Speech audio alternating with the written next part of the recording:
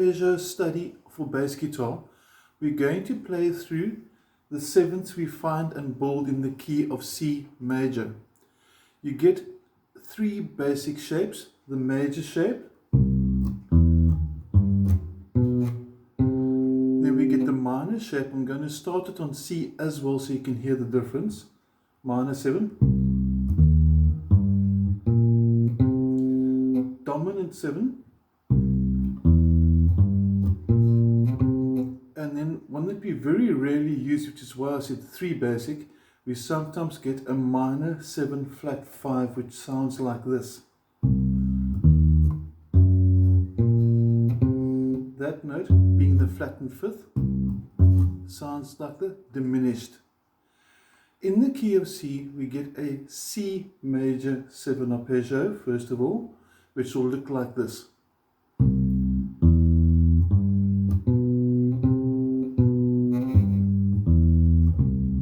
Then we get a D minor 7th arpeggio, which will sound like this.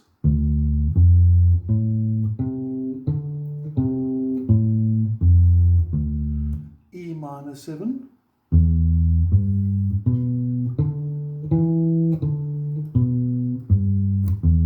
F major 7.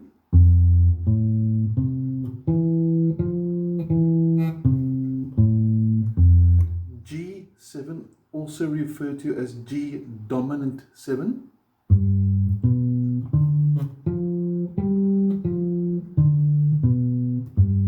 A minor 7.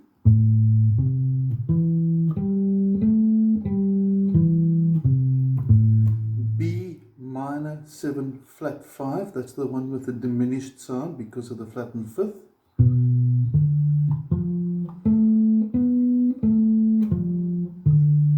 And we come back to the beginning, the octave of the root note, C major 7.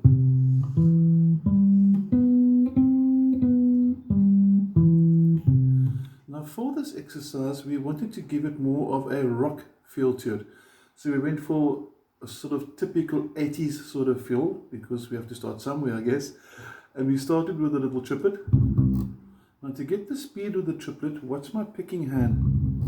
Okay, to get the triplet nice and quick, I'm going to go first finger, second finger, first finger, and the thumb tapping away there is resting on the fourth string to make sure it doesn't vibrate. One more time, 2, 3, 4, da da da. Now from there, we're going to cross over to the next note. So C starts fret 3, string 3, onto fret 2 of the second string. Pinky goes to fret 5, back to the root. So we have, then we jump to the octave. The octave is the same note as the root note. In other words, it's also C. And we finally focus on the major 7th. We intentionally ended it there so you can hear the effect that the 7th has on the major chord. We're going to have the C major, and then we add the 7th in. The following chord will be D minor 7, as we previously said. It starts fret 5. The shape is different now, and we're going to start like this.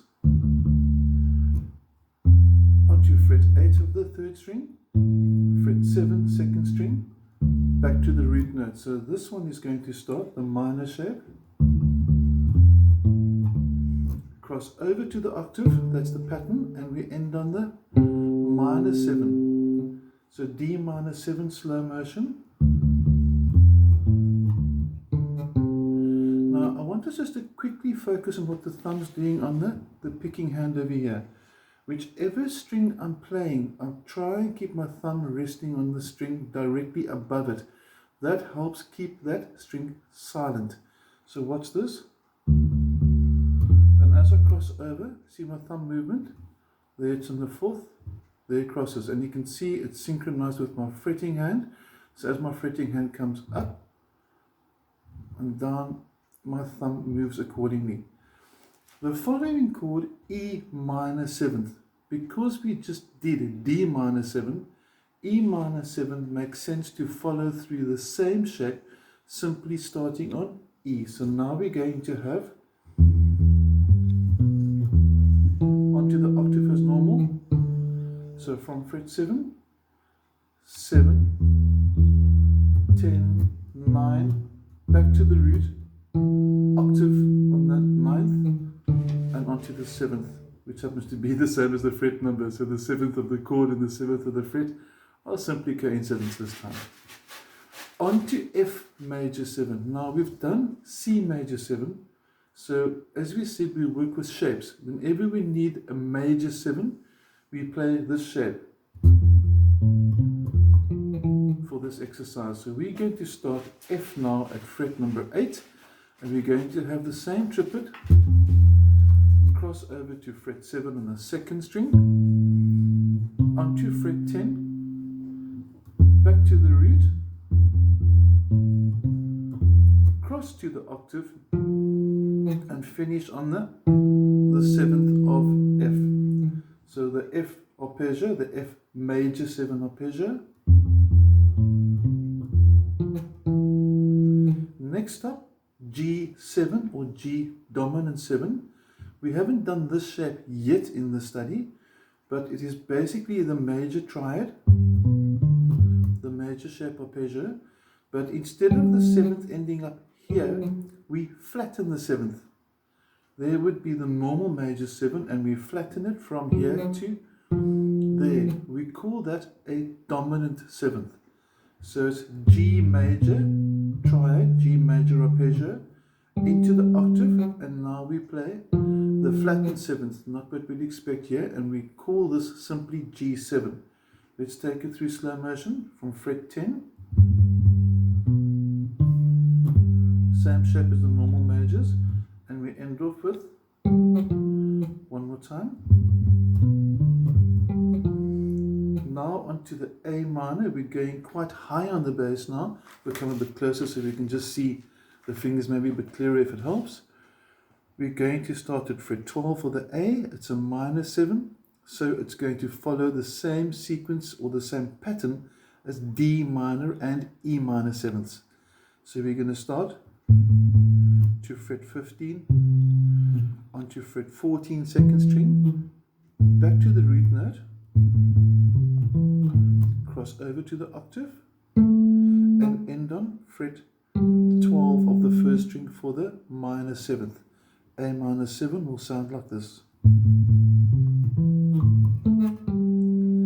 Next, the minor 7 flat 5. The name flat 5 explains or describes what's actually happening. We'd normally expect the root and the 5th to be here. So if you don't want this note that's tapping, and you want this note that's tapping, we say we've flattened the 5th.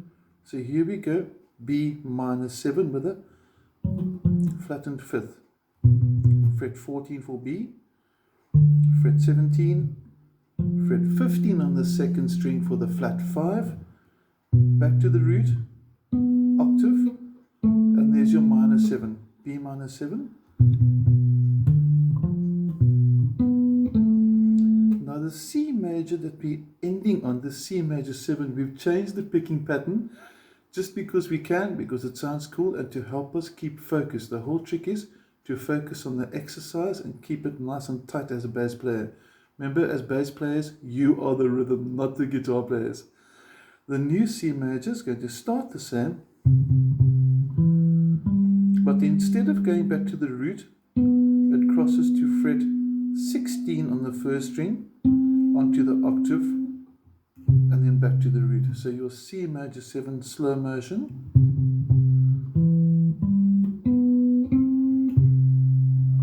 And there you have your exercise. So in short, we're working with 3 very important shapes.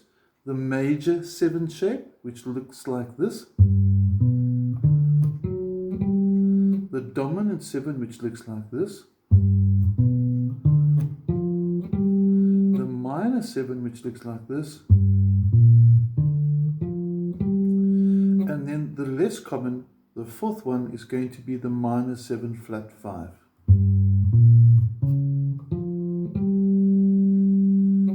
Enjoy.